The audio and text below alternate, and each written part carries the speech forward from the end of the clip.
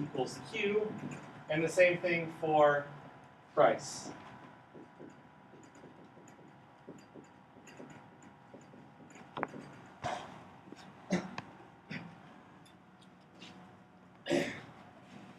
What do I want to do? Last thing I want to do before I return.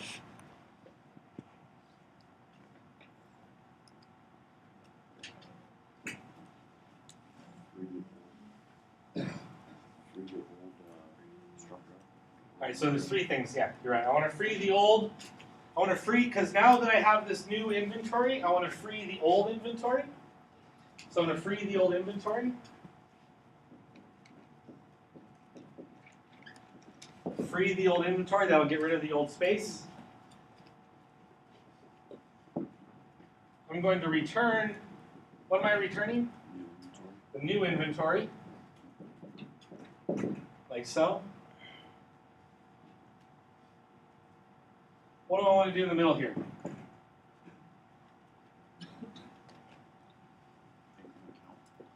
We want to make count be one more because new inventory has a larger count. So we're going to say star n equals star n plus 1.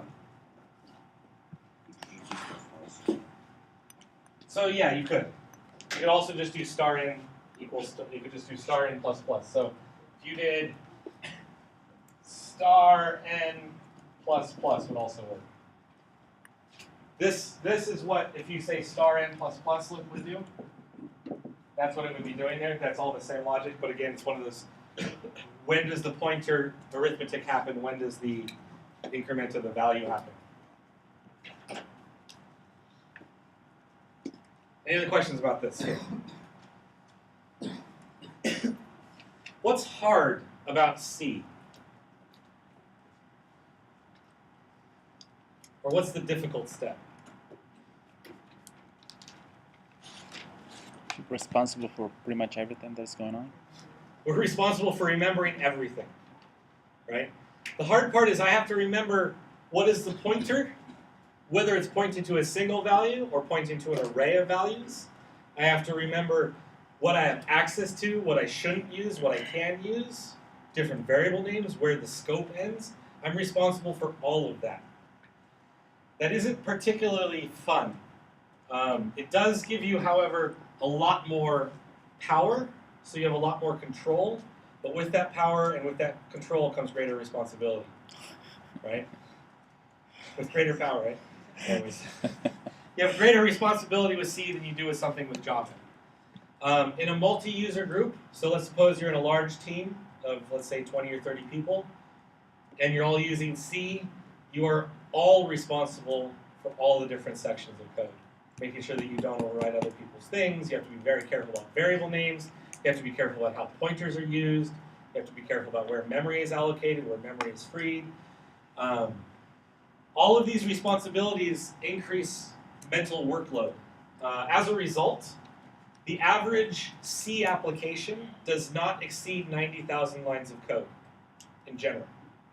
So if you think, oh, 90,000 lines, that's a lot of code, right?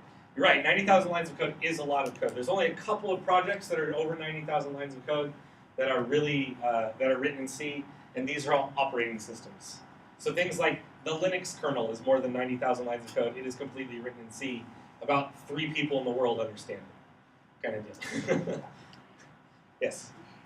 So why are we freeing inventory instead of the new inventory? Because the new inventory is what we just created. We want to free the old inventory. We created the new inventory, copied the old inventory into the new inventory, freed the old inventory, passed back the new inventory. Yes? Is all syntax the same in C++? Syntax is primarily or very similar in C++. Almost all C syntax is also appropriate to C++. C++ just adds more syntax. So what does C++ give you that C doesn't have? The answer is object-oriented programming. Object-oriented programming gives you as a team, it gives you back those things like public, private, protected. It gives you back object-oriented programming. One of the things is this malloc here is a C malloc. What are we responsible for when we do the malloc? We're responsible for freeing it. We're also responsible for knowing how many bytes we need. That's not something that I really need to want, or I want to take care of. What I really want to do is I want to be able to just allocate the memory and tell it how many of a thing I want, instead of how many bytes there is. This is one of the advantages that C++ gives us. So if I'm going to rewrite this malloc line in C++ syntax, to do an array properly, I do the following. New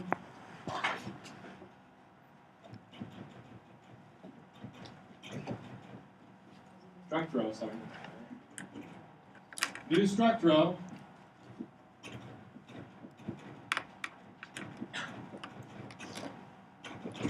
star n plus 1. Struct row is the type. This is an array of that many elements. For example, if I was in Java and I wanted an array of 10 integers, I would say new int 10, correct? This is also true in C++. You want an array of 10 integers, you say new int 10, like so.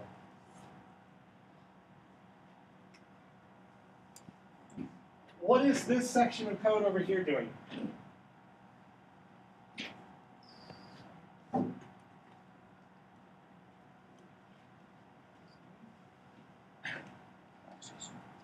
It's assigning the values to a piece of allocated memory. What is that?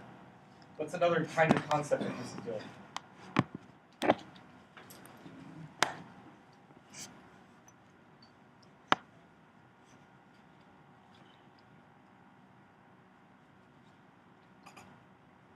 This section of code, this is the definition of what a constructor is. When you have object-oriented programming and you want a constructor, the constructor sets up the default object. Our object is a type of struct row. This is our default constructor for that struct row. I need to know its name, or I need to know the species, the color, the quantity, and the price. Those are the 4 things that I need to know.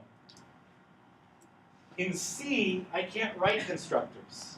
So I have to use a malloc and a copies. That's how I have to implement those things. However, in C++, I suddenly get the ability to have constructors and allocators with the new operation. I can use assignments, and I can use classes, and I can use object-oriented programming techniques that allow me to work in larger teams. So if we have a 90,000 line roughly code limit for C, we have roughly about 900,000 lines of code for C++. And this is when we reach the upper limits of human ability to reason at that level. So we go from 90,000 to 900,000 lines of code. If you look at large Java projects, it's not uncommon to have large Java projects being the million or the multi-million number of lines of code. There are millions of lines of code written in Java, multiple millions of lines of code. That's because Java gives you more functionality and more assistance than C++ does. And then one of the things that has happened is languages like Python and C# have come around, and both Python and C# have gone the opposite direction. They've gotten to the point where you no longer have multi-million lines of code for a single project. What you have is you have thousands of lines of code, but you have lots and lots of utilities driving all of those parts. An equivalent C# application, equivalent to a Java application, is roughly half the number of lines of code because C# gives you much more functionality and flexibility, particularly with user interface. The way they approach the problems is different. If you take trying to solve the same problem in C or C++ versus solving the problem in Python, does the same thing as you go from C or Java to Bash, where Python is much more powerful, has much more usability than it does, or much more abstractions that you can use in Python to solve problems than you can in C.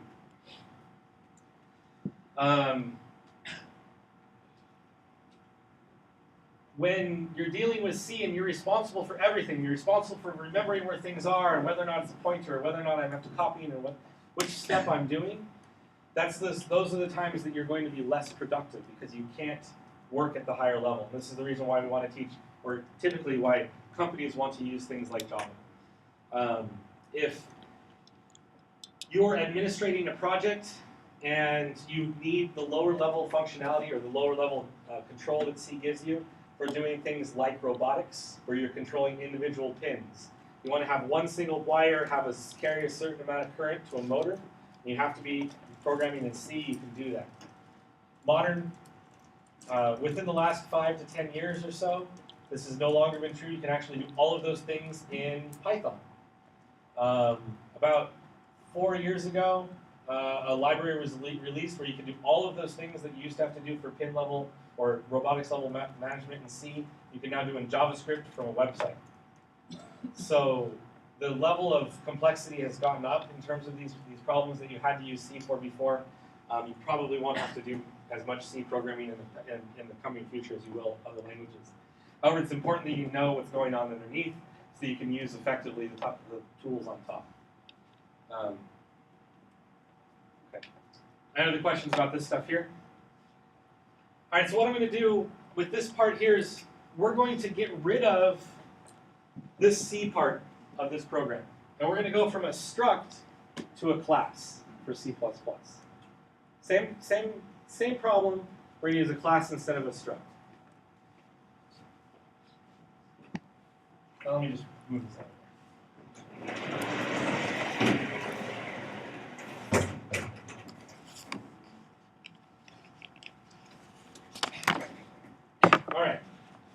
All right. In C++, sorry, you define classes very similarly to how to define them in Java. You have the class, and then it's the name.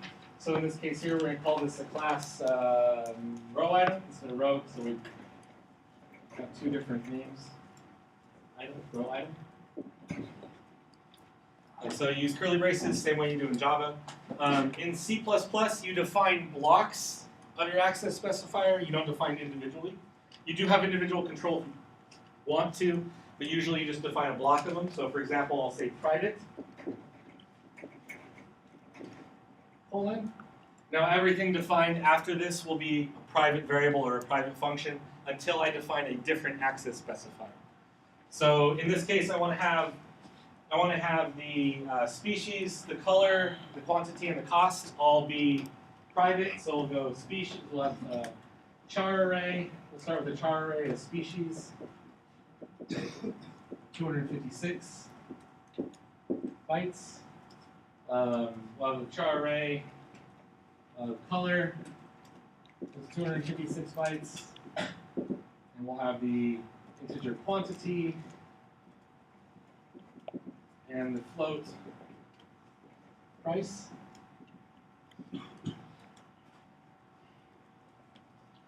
Then I'm going to say public. And then I'll have my public functions or my public fields. The public functions I'm going to have here is I'm going to have a row item.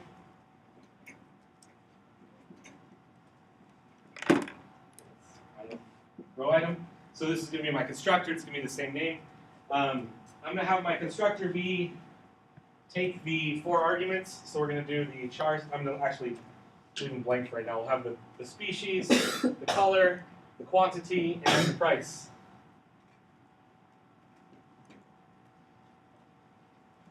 For the row item, I'm at my curly brace to finish off my class, and I'll put myself a semicolon here at the end. Don't forget your semicolon at the end of your class. Yes? Is it better to use character arrays instead of strings? So, what questions should you be asking, though, before that? Are there strings in C++? Yes. Right? So, we use a character here because prior to being in C++, when we're only in C, there are no strings in C. We don't have strings. But now in C++, we get our strings back. So we don't have to worry about that character array nonsense anymore. So we can get rid of this character array stuff. So I can say string color and string species. Well, that's backwards, but whatever. Like so. Strings are not default inside of C++, however. Strings are part of the string header. So if you want to use strings, you have to say pound include string. String will give you the string stuff you need. They're not default part of the libraries. The other part of strings is that strings are not part of our default namespace. They're part of the standard namespace. So we have to do something like this. We have to say standard : standard : for the string. So it's actually standard : string, standard : string for those two lines. But I just, what is this nonsense? What's that nonsense?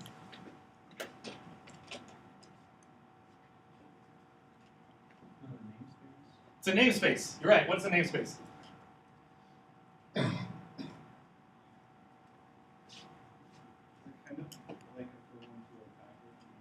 Yes. So you can think about it as a library or a package or something along those lines. In C, there's no namespaces in C. Everything is in the same namespace. This is the reason why I call it namespace.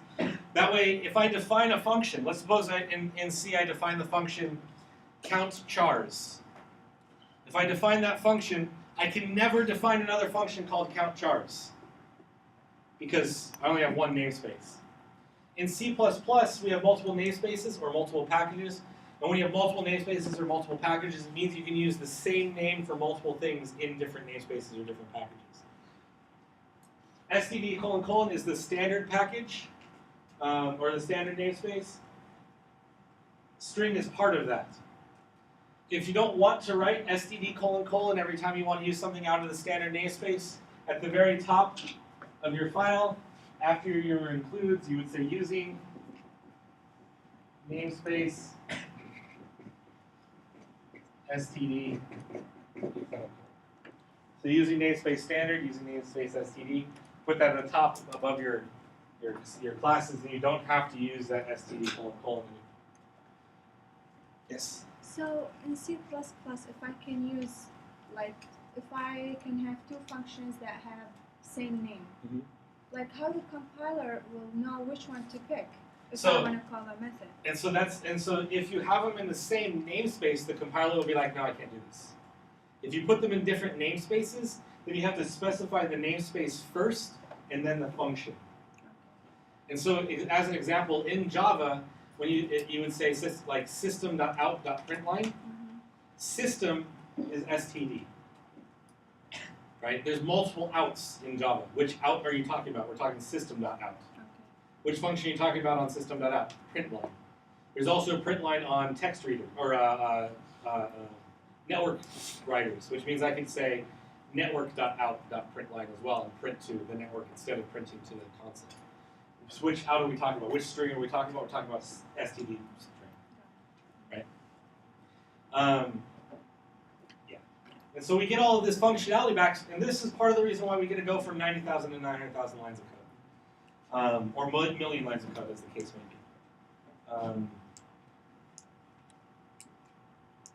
How many lines of code do you think are there in like the average product? Like, let's make a video game. An older game like BioShock? How many lines of code in BioShock? Just as a guess. Does anyone have an idea? Huh? 500. So we're all over the board. It's 600,000 lines of C++ is BioShock, and 1.5 million lines of scripting code. So 600,000 lines of C, C++, 1.5 million lines of script. Yeah. Is that including Unreal? Like everything in Unreal? It may or may not. If it does not, then it's even larger. Yeah. So this is an example of a common video game. You look at GTA 5 as an example. I think GTA 5 is in the multi-million lines of C++ and multiple million lines of scripting code. You look at things like Microsoft Word, however. You look at Word 2007 versus Word 2010. Word 2007, I think, is about 800,000 lines of code. Word 2010 is about 300,000. Because they switched from C++ to C# in the language that they're implementing. And so the language changed and the functionality changed the number of lines of code and they reduced it. Okay. Now that we have this row item with this public constructor here, this function becomes simpler. When I do this over here, instead of saying struct row like so, it's the same kind of concept. I say row item,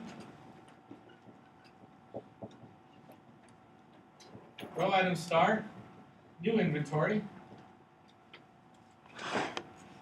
The same way we did before, but it's no longer that struct row item. And it is now no longer, I don't need a new struct row item, I just need an array of row items. Very similar. However, it should be looking more familiar than it does in C. I've reduced the amount of syntax, which reduces the mental workload on this. We're doing this for loop here. I'm saying, hey, let's copy this object to that object. Now are we worried about what's inside of the object there as much? No, because we know when we're doing that copy of the object's going to be good. When we make the new one, the last line becomes much simpler also, where we say new inventory of star n equals, I can just make a new row item.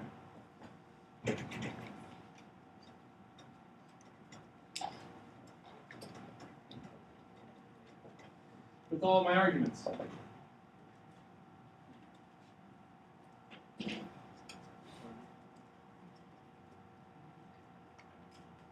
So when we had to do those string copies and everything, all those string copies, they were the constructor. That's how I constructed my object.